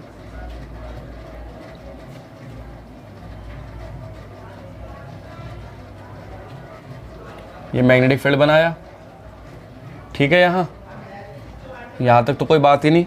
अब यहाँ क्या किया गया, चार्ज पार्टिकल किस एंगल थीटा पे एंटर कर रहा है, देखो यहाँ से ये चार्ज पार्टिकल किस एंगल थीटा पे एंटर कर रहा है वी वेलोसिटी से, तो कैसे घूमता हो जाएगा, ऐसे घूमता हो जाता है। तो कैसा पाथ बनाता है, हेलिकल पाथ बनाता है। तो सबसे पहली बात क्वेश्चन का आंसर मिले हुआ नंबर फर्स्ट के, कैसा पाथ बनाएगा, ट्रेजेक्ट्री जो होगी चार्ज पार्टिकल की वो क्या हो जाएगी, ट्रेजेक्ट्री क्या हुई, हेलिकल, ट्रेजेक्ट्री क्या हो गई भैया, हेलिकल। दूसरी चीज़ वही, अब ये चार्ज पार्टिकल है तो इसके देखो मान लो हेलिकल क्यों बन रहा है, क्योंकि इसके वेलोसिटी के 2 कंपोनेंट, तो यहाँ v cos थीटा है जो आगे लेके जा रहा, और एक कंपोनेंट ऊपर वाला कौन सा, v sin थीटा जो उसे मूव करा रहा। तो यहाँ से अगर हम इसकी रेडियस देखें तो रेडियस बन जाएगी इसकी सर्कुलर पाथ की mv sin theta upon qb, ये हो जाती है रेडियस, मतलब साइन थीटा लग जाना है। यहाँ बाकी सारे फॉर्मूले सेम है, मोमेंटम दे रखा हो, काइनेटिक एनर्जी दे रखी हो, कुछ भी दे रखा हो, यहाँ बिल्कुल पिछले वाले फॉर्मूले हैं, बस साइन थीटा एक्स्ट्रा चल रहा और कुछ नहीं, ठीक है। दूसरी चीज़ क्या बात करें, अगर हम यहाँ बात करें इसके टाइम पीरियड की, तो जो टाइम पीरियड होगा इसका, टाइम पीरियड, तो टाइम पीरियड जो हो जाता है, टाइम पीरियड पे कोई फर्क नहीं पड़ता, टाइम पीरियड वही रहेगा क्या, 2πm/q into B. Time period पे चार्ज पार्टिकल के कोई रत्ती भर भी फर्क नहीं पड़ेगा। अब इसमें तीसरी टर्म आती है जिसका नाम होता है पिच। अब पिच क्या चीज़ है, पिच क्या चीज़ है, पिच होती है क्या, डिस्टेंस बिटवीन 2 कंसेक्टिव रिंग्स, एक रिंग से दूसरे रिंग तक के बीच के डिस्टेंस को क्या बोलते हैं, पिच बोलते हैं। तो क्या है, डिस्टेंस ऑफ 2 कंसेक्टिव रिंग्स, ठीक है। तो इसे डिनोट करते हैं पिच, और पिच है एक प्रकार की डिस्टेंस। डिस्टेंस क्या होती है, वेलोसिटी इनटू टाइम, और वेलोसिटी कौन सी है, पिच कौन सी वेलोसिटी का होगा, v cos थीटा, तो v cos theta into time हो जाएगा 2πm/qb। तो पिच का जो फॉर्मूला आया 2πmv cos थीटा अपॉन नीचे का चल रहा q इंटू बी, तो ये हमारे पास पिच आ जाती है भैया यहाँ से निकल के। तो कोई दिक्कत यहाँ तक, तो ये फोर्स ऑन ए चार्ज है, कितना फोर्स लगता है QVB sin थीटा जब चार्ज पार्टिकल मैग्नेटिक फील्ड के अंदर एंटर करता है, और अलग अलग तरीके के पाथ चूज करता है। अगर किसी एंगल थीटा पे है तो हेलिकल पाथ चूज करेगा, और परपेंडिकुलर एंटर कर रहा है तो सर्कुलर पाथ चूज करेगा। उसके कुछ फॉर्मूले थे, ट्रेजेक्ट्री वेजेक्ट्री, कितना टाइम तक रहा है, सब चीजें निकाली। अब पड़ाव नंबर 3 की तरफ चलते हैं, लेवल नंबर 3, जिसका नाम है फोर्स ऑन ए करंट। जब किसी वायर में करंट फ्लो हो रही है तो भी उस पर फोर्स लगेगा, तो कितना फोर्स लगता है ये देखना, ठीक है। चलो हैं फोर्स ऑन ए करंट के, फोर्स ऑन ए करंट पे लास्ट टॉपिक है इस चैप्टर का। इसमें हम इस चैप्टर का एप्लीकेशन भी पढ़ेंगे कि इतना बड़ा चैप्टर आखिर क्यों पढ़ा, क्योंकि इसका कुछ एप्लीकेशन है जो मूविंग कॉइल गैल्वेनोमीटर में यूज किया जाता है। सबने अपने प्रैक्टिकल लैब में देखा भी होगा, सब बच्चों ने, आपके टीचर्स ने दिखाया होगा, स्कूल के टीचर्स ने। अब बात करते हैं आप फोर्स ऑन ए करंट की। जो बच्चे बोर हो रहे हैं उन्हें बोर होना बिल्कुल अलाउ नहीं है, बिल्कुल एक्टिव होकर के बैठे, मुंह धोकर के आए, चलो बेटा मुंह धोकर के आओ, नींद नहीं निकालनी है, ठीक है। तो बात करते हैं किसकी, आखिरी पड़ाव, force on A current, final destination force on A current. मतलब अगर किसी वायर को जिसमें करंट फ्लो हो रही हो मैग्नेटिक फील्ड के, अभी तक देखो चार्ज पार्टिकल मैग्नेटिक फील्ड के अंदर एंटर कर रहा था, और उस पर कितना फोर्स लगता था, QVB sin थीटा। अब एक कंडक्टर है, अब एक क्या है, वायर है, उस वायर को मैग्नेटिक फील्ड के अंदर रख दिया गया। मान लो एक वायर कंडक्टर ये है, इस वायर को मैग्नेटिक फील्ड के अंदर रख दिया गया, इसकी लेंथ है मान लो कितनी L, और इसे मैग्नेटिक फील्ड के अंदर एंटर कर दिया ऐसे, ये रखा मैग्नेटिक फील्ड ऊपर की तरफ को, ये मैग्नेटिक फील्ड है भैया, ये रहा मैग्नेटिक फील्ड है ना, इस तरफ को मैग्नेटिक फील्ड है। कोई दिक्कत यहाँ तक, किसी को कोई दिक्कत तो नहीं है, नहीं है भैया, वेक्टर बी। अब ये है मैग्नेटिक फील्ड ऊपर की तरफ को, ठीक। अब जो फोर्स, करंट इसके अंदर ऐसे फ्लो हो रही है, करंट कैसे फ्लो हो रही है, ऐसे फ्लो हो रही है करंट I। अब जो फोर्स लगेगा इस वायर पे जो फोर्स लगेगा तो वो होगा फोर्स ऑन ए करंट। उसे कैसे लिख सकते हैं, force on A current, force on A current, इस करंट के कारण जो फोर्स लगेगा, वो करंट पे जो फोर्स लगेगा वो लगेगा F is equal to IPL sine theta. उसमें क्या था, QVB साइन थीटा। देखो Q को रिप्लेस करा है केवल I से, वो Q क्या होता है, rate of flow of charge, और ये क्या चीज होती है, rate of flow of current. यहाँ I है, यहाँ करंट है, तो I देखो वहीं से F equal to QVB sine theta होता है, साइन थीटा। Q क्या चीज होती है, देखो V क्या चीज, वेलोसिटी, डिस्टेंस अपॉन टाइम, इस टाइम को यहाँ लिया तो Q charge upon time, current ILB sine theta, बात वही है, टेंशन मत लो। अब यहाँ करंट है, अगर करंट है तो फोर्स आएगा IBL साइन थीटा, और थीटा किस किस के बीच का एंगल है, angle between L and B। L क्या चीज है, देखो L लेंथ नहीं है, L क्या चीज है, displacement vector,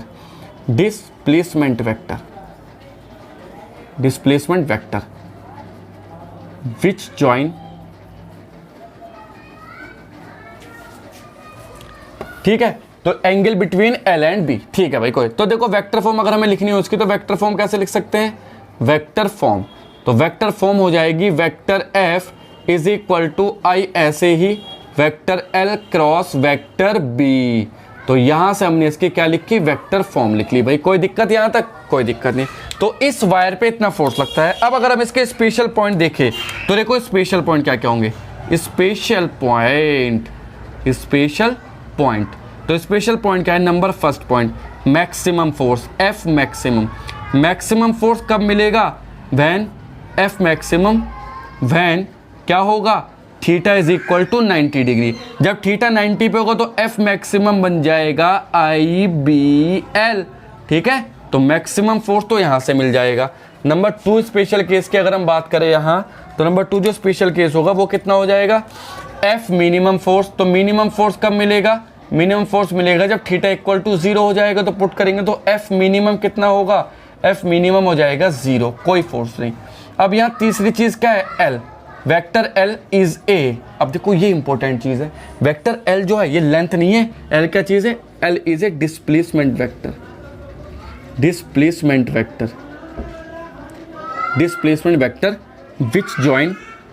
which join initial and final point of A loop. जैसे कि मान लो हमारे पास एक वायर है, ये एक आर्बिटरी मैग्नेटिक फील्ड है, मतलब एक कांस्टेंट यूनिफॉर्म मैग्नेटिक फील्ड है, उसमें एक वायर दे रहा है, इस तरह का वायर है टेढ़ा मेढ़ा, ये पॉइंट इसका A है, ये पॉइंट इसका Y है। तो लेंथ जो होती है वो ये होती है वायर के, लेकिन एल जो है लेंथ नहीं है, डिस्प्लेसमेंट वेक्टर है। Displacement vector shortest straight line यहाँ से यहाँ तक की, तो एल जो बन जाएगा यहाँ वो क्या बन जाएगा, ए एक्स बन जाएगा एल, वो ए वाई बन जाएगा एल। तो एल यहाँ डिस्प्लेसमेंट वेक्टर है, ठीक है। चौथी चीज देखो, force on A close loop जो होगा हमेशा, force on A close loop जो भी कोई होगी उस पर जो क्लोज लूप मतलब करंट जहाँ पूरी फ्लो हो जाए, close loop will be zero. जो फोर्स होगा वो कितना होगा क्लोज लूप पे, जीरो। मतलब जैसे कि मान लो हमारे पास ये मैग्नेटिक फील्ड है, कांस्टेंट इंटेंसिटी का क्या चीज़ है भैया, मैग्नेटिक फील्ड दे दिया, ये देखा देखो यहाँ। अब एक लूप है यहाँ ऐसी, ये लूप, ये रही। अब ये करंट ऐसे स्टार्ट हुई, ऐसे घूमी, है ना, ऐसे घूमी और ऐसे आ गई, तो क्या करंट क्लॉकवाइज हो रही, क्लॉकवाइज फ्लो हो रही है, मतलब उसने पूरी क्लोज लूप बना ली। और अगर क्लोज लूप बना ली तो फोर्स जीरो होगा। क्यों? क्योंकि डिस्प्लेसमेंट वेक्टर जीरो, क्योंकि बिकॉज यहाँ वेक्टर एल जो होगा वो क्या होगा, जीरो। एल क्या चीज होती है, डिस्प्लेसमेंट वेक्टर। मान लो करंट ने ऐसे चलना स्टार्ट किया, ए से चलना स्टार्ट किया, ऊपर चली, यहाँ चली, यहाँ चली, वापस यहाँ, डिस्प्लेसमेंट कितना हुआ, जीरो। और डिस्प्लेसमेंट की वैल्यू जब यहाँ पुट करेंगे तो फोर्स क्या हो जाएगा, जीरो। तो क्लोज लूप के लिए मैग्नेटिक फोर्स जीरो होगा। अब ये क्लोज लूप कब नहीं हो सकती, जैसे यहाँ अगर हम फिर से एक फिगर बनाए यहाँ पे, और यहाँ पे हम क्या कर दे, ऐसे क्लोज लूप बनाए। देखो अब वो क्लोज लूप होगी नहीं होगी कैसे पहचानना है। जैसे कि मान लो ये है, अब फिर से एक रेक्टेंगल दे दिया ये, है ना। अब करंट ऐसे फ्लो हो रही है, यहाँ देखो, ये गई यहाँ ऐसे, और ये गई यहाँ ऐसे, और ये गई यहाँ ऐसे, सब जगह से करंट देखो जा रही है। पॉइंट ए से चल के कहाँ पहुँच रही है, पॉइंट बी पे तो पहुँच रही है। अरे पॉइंट ऐसे चल के पॉइंट बी पे पहुँच रही है। कोई देखो इसको, देखो ऐसे ऐसे, आगे को आती, नीचे आती नहीं, तो ऊपर जा रही है, तो क्लोज लूप नहीं हुआ। ऐसे ऐसे ऐसे, ये इधर को जाती, ये इधर को जा रही है, तो भी क्लोज लूप नहीं। तो यहाँ फोर्स जो होगा वो नॉट इक्वल टू क्या होगा, जीरो। जबकि किस किस की वजह से होगा, तीन वायर है, एक ये, एक ये, एक ये। और अगर हम डिस्प्लेसमेंट देखें यहाँ कितना होगा डिस्प्लेसमेंट, शॉर्टेस्ट पाथ ए से बी, शॉर्टेस्ट पाथ ए से बी, जो कि कितना होगा, अगर इसकी लेंथ कितनी हो, एल हो, तो क्या हो जाएगा, एल अंडर रूट टू। ठीक है। तो ये फोर्स होने करंट के कुछ रूल्स है, कुछ नियम है जो हमें याद रखने चाहिए जब हम इसे लगाएंगे कहीं। अब ये तो फोर्स होने करंट है, कोई दिक्कत नहीं, यहाँ तक सब चीज़ें तुमने नोट कर ली, अच्छी से समझ में आया होगा, वाह वाह मजा आ रहा है, बहुत बढ़िया। अब अगर दो वायर हो, ये तो एक ही वायर है, एक वायर में फोर्स होता है ABL sin थीटा। अगर वायर दो हो तो लिखेंगे force between two parallel wire, force between two parallel wires. दो पैरेलल वायर के बीच कितना फोर्स लगता है, ये देखो। मान लो एक वायर ये रहा हमारे पास, कहाँ है भैया, एक वायर ये रहा देखो हमारे पास, ठीक है, ये एक वायर है हमारे पास, एक वायर ये रहा हमारे पास, ठीक, ये एक वायर। अब इसमें करंट फ्लो हो रही है, इसमें कितनी, I1 मान लो, उसमें करंट कितनी फ्लो हो रही है, I2 मान लो, ठीक। अब यहाँ ये XY है और ये मान लो PQ वायर है, ठीक है। अब एक बात बताओ, इस वाले वायर के कारण मैग्नेटिक फील्ड कहाँ को बनेगा, अंदर, और यहाँ से बाहर। तो इस वायर के कारण इस पे मैग्नेटिक फील्ड लगेगा, किस तरफ को, अंदर की तरफ को। तो मैग्नेटिक फील्ड वास के किस तरफ को, अंदर की तरफ को, ऐसे। जब देखो इस वायर पे फोर्स कहाँ को लगेगा, इस वायर पे मैग्नेटिक फील्ड अंदर को, करंट ऊपर को, तो force Fleming left hand rule use करो।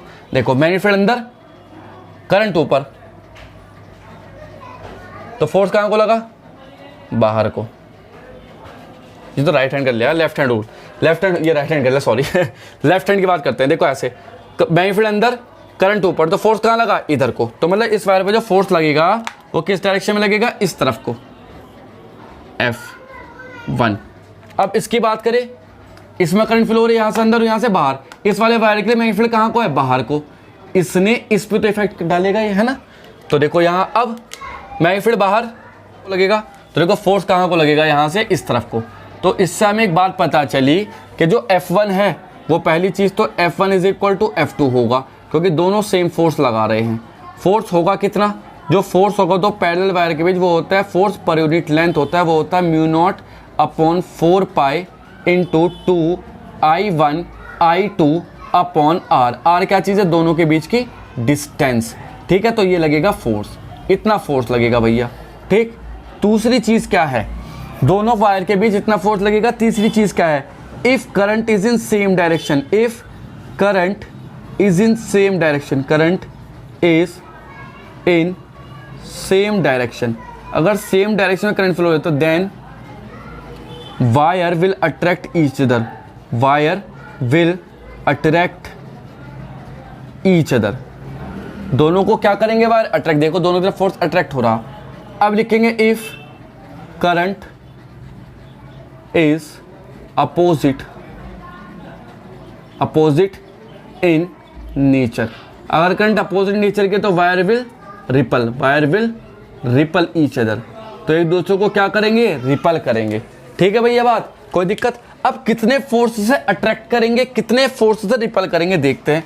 मान लो लेंथ है 1 मीटर, करंट है I1 I2 कितनी 1 एम्पियर और डिस्टेंस है दोनों की 1 एम्पियर। तो फुट करो वैल्यू, तो F जो फोर्स मिलेगा वो मिलेगा μ0/4π × 2, क्योंकि सबके वैल्यू खत्म।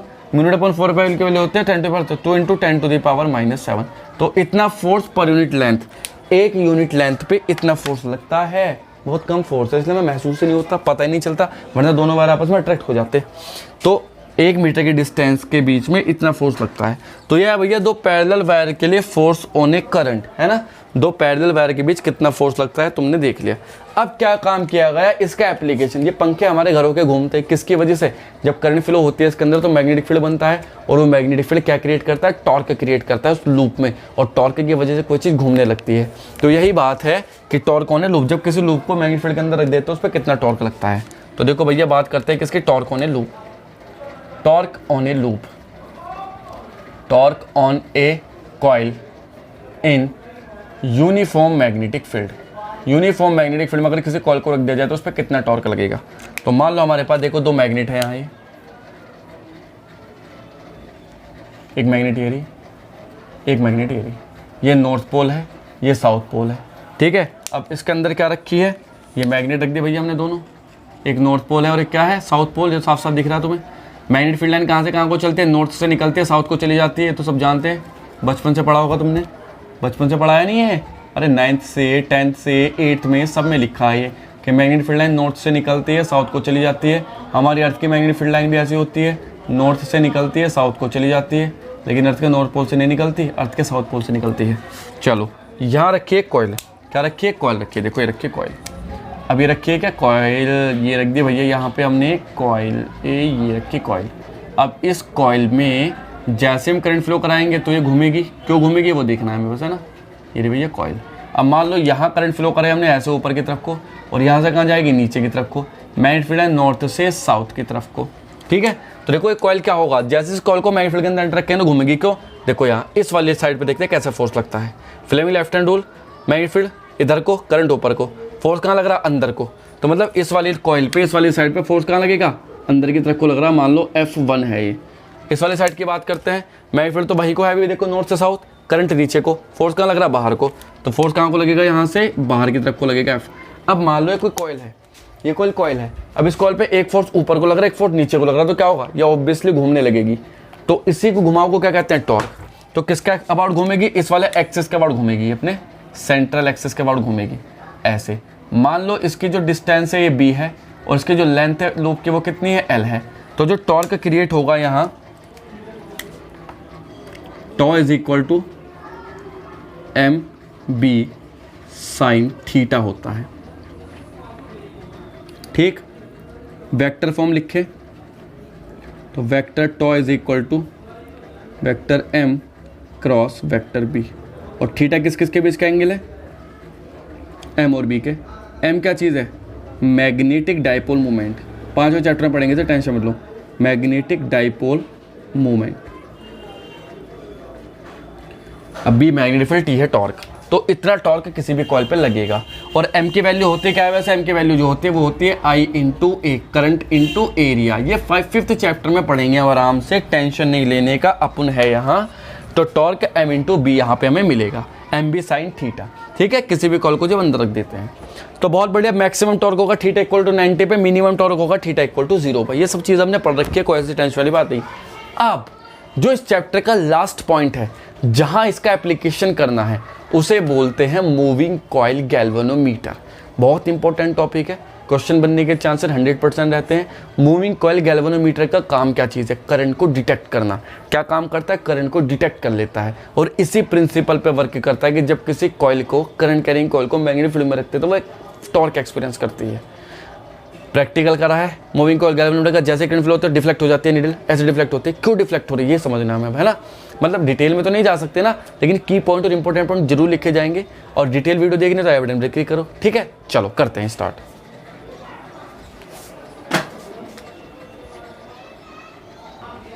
तो बच्चों ये है देखो मूविंग कॉइल गैल्वेनोमीटर। अब मूविंग कॉइल गैल्वेनोमीटर का क्या काम है? इसका काम है करंट को डिटेक्ट करना, विच डिटेक्ट स्मॉल करंट। अब प्रिंसिपल क्या है? देखो प्रिंसिपल क्या है कि जब किसी करंट कैरिंग कॉइल को किसी यूनिफॉर्म मैग्नेटिक फील्ड में रखते हैं तो वो एक टॉर्क एक्सपीरियंस करते हैं जिसकी वजह से घूमती है।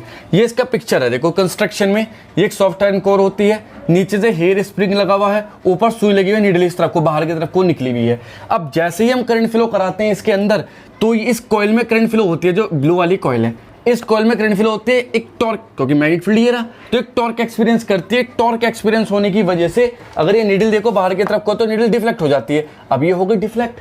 अब ये डिफ्लेक्ट होते तो वापस वहीं आना है इनिशियल पोजीशन में ओ पे। जैसे कि देखो गैल्वेनोमीटर दिख रहा 0 पर रहती है, 0 का मतलब नो करंट, कोई करंट नहीं है। अब जैसे ही करंट फ्लो होगी डिफ्लेक्ट होकर के वापस वहीं आ जाती है। डिफ्लेक्ट तो हो गए, इसे वापस वहां कैसे लाया जाए?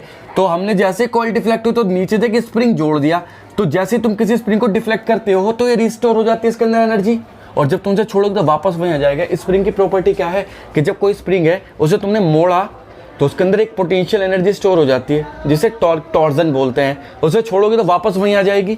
तो यही काम किया गया है। जैसे ही नीडल इधर को जाएगी तो नीचे वाला स्प्रिंग भी साथ साथ इट जाएगा।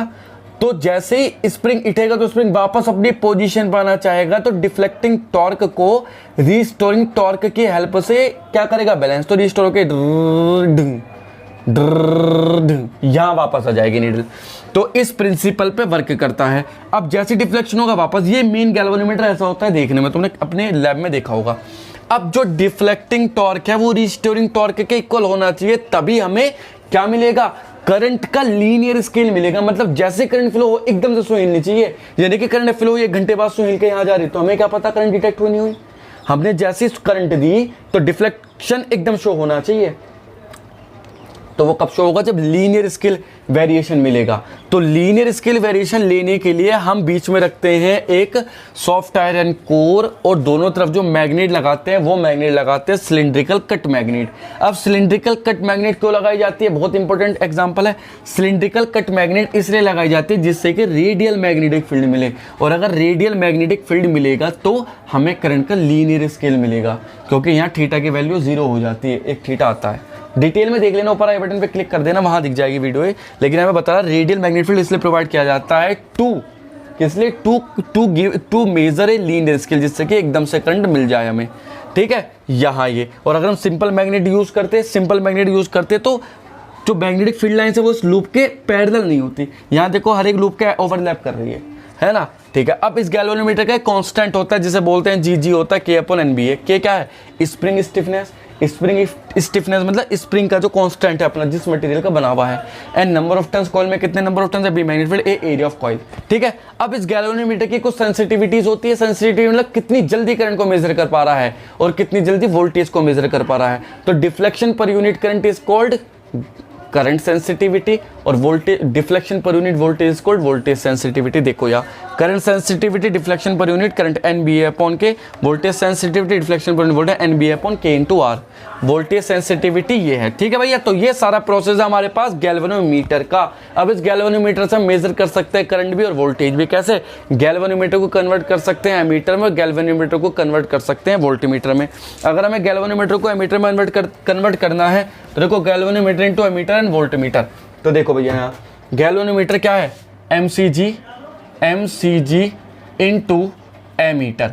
एमीटर में कन्वर्ट करना है मान लो हमें, तो एमीटर में कन्वर्ट करने के लिए क्या करेंगे? शंट रेजिस्टेंस को, शंट मतलब स्मॉल रेजिस्टेंस को किस में कन्वर्ट कर देंगे?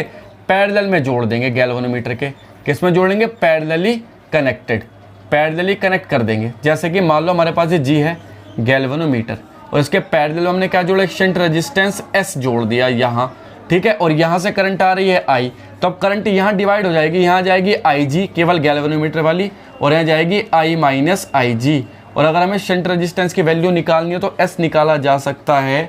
कितना हो जाएगा S की वैल्यू? देखो S की वैल्यू हो सकती है यहाँ कितनी?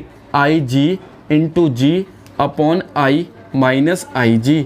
अब IG क्या चीज़ है? गैल्वेनोमीटर में जाने वाली करंट जो कि स्मॉल करंट होती है। तो यहाँ से हम इसे कैलकुलेट कर सकते हैं एमीटर में कन्वर्ट करके, और अगर हमें वोल्टमीटर में कन्वर्ट करना है तो क्या करें, एक हाई रेजिस्टेंस सीरीज में जोड़ते हैं। क्या लिखेंगे, mcg इन वोल्टमीटर, mcg इन वोल्टमीटर। तो देखो वोल्टमीटर में जोड़ने के लिए हम क्या करेंगे, यहाँ पे क्या करेंगे, एक हाई रेजिस्टेंस किस में जोड़ देंगे, हाई रेजिस्टेंस को किस में जोड़ेंगे, हाई रेजिस्टेंस किस में जोड़ देंगे भैया, सीरीज में जोड़ेंगे। सीरीज, अगर हमने हाई रेजिस्टेंस को सीरीज में जोड़ दे तो कुछ इस तरह से आएगा, ये ऐसे, यहाँ ये R और ये G है ना, ये पूरी यूनिट क्या बन जाती है, वोल्टमीटर। तो यहाँ से अगर हमें करंट निकालने जो कि IG वाली करंट है वो कितनी हो जाएगी, देखो V is equal to IG into R plus G। तो यहाँ से हम क्या निकाल सकते हैं, R, तो R की वैल्यू हो जाएगी V अपॉन IG माइनस के G। ठीक है, तो यहाँ से हम कैलकुलेट कर सकते हैं क्या चीज़, वोल्टमीटर और एमीटर से करंट और वोल्टेज। वोल्टमीटर किस काम आता है, वोल्टेज मेजर करने के, करंट किस काम आता है, करंट मेजर करने के। तो गैल्वेनोमीटर को हम तीनों चीज़ों में कन्वर्ट कर सकते हैं, वोल्टमीटर में, एमीटर में, दोनों चीज़ों में, वोल्टमीटर में, एमीटर में। तो ये था हमारा 4th चैप्टर। इस चैप्टर को अच्छे से पढ़ लेना, नोट्स बना लेना, सिंपल नोट्स है। नेक्स्ट वीडियो में मिलते हैं इसके क्वेश्चन के साथ। Thank you.